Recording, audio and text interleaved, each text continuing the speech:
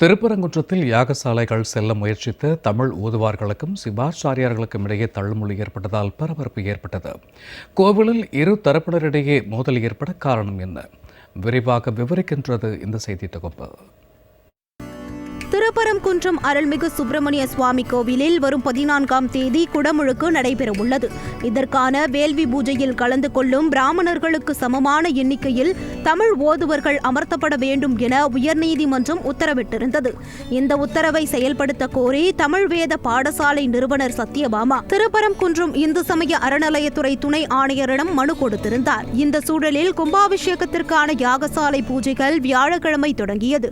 அப்போது ஓதுவர்களுடன் அங்கு வந்த சத்யபாமா இங்கு தமிழ் ஓதுவர்கள் யார் யார் இருக்கிறார்கள் என அடையாளப்படுத்துங்கள் என கேட்டு யாகசாலைக்குள் செல்ல முயற்சித்தனர். இதனால் ஆத்திரமடைந்த சிவாச்சாரியார்கள் அவர்களை தடுத்து நிறுத்தியதால் இருதரப்புக்கும் இடையே வாக்குவாதம் ஏற்பட்டது.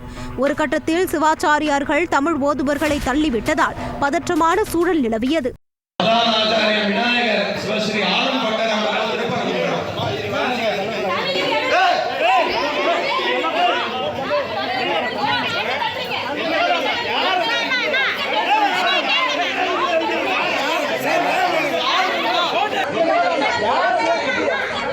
இதனைத் தொடர்ந்து செய்தியாளர்களை சந்தித்த தமிழ் பாடசாலை நிறுவனர் சத்யபாமா திருச்செந்தூர் கோவில் குடமுழுக்கில் கேரள நம்பூதிரிகளை வைத்து மூலஸ்தானத்தில் வேள்வி நடத்திவிட்டு தமிழில் நடத்தியதாக ஏமாற்றியதாக கூறினார். அமைச்சரும் இந்து சமய அறநிலையத்துறை ஆணையரும் தமிழில்தான் வேள்வி நடத்தப்படுவதாக கூறும் நிலையில் இங்கு சிவாச்சாரியார்கள் என்ற பெயரில் பிராமணர்கள் வேள்வியை நடத்துவதாக சத்யபாமா குற்றம் சாட்டினார். உயர்நீதிமன்ற உத்தரவுப்படி திருப்பரங்குன்றம் குடமுழுக்கு விழாவானது இன்னைக்கு முதல் கால யாகசாலை நடக்குது.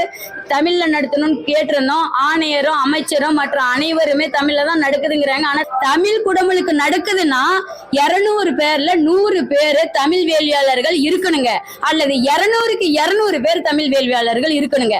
இவங்க ஆணையர்களை, கீழே இருக்கிற உதவி ஆணையர்களை, செயல் அலுவலர்கள் எல்லாத்தையும் தமிழ்ல தான் நடக்கும்னு சொல்லுங்கன்னு சொல்லிட்டு வெளியில ஒலிபெருக்கியை வச்சு தமிழ்ல ஓதுறவங்க அத்தனை பேரும் வெளியில இருக்கிறவங்க, யாகசாலைக்குள்ள இருக்கிறவங்க அத்தனை பேரும் பிராமணர்கள் மட்டுமே.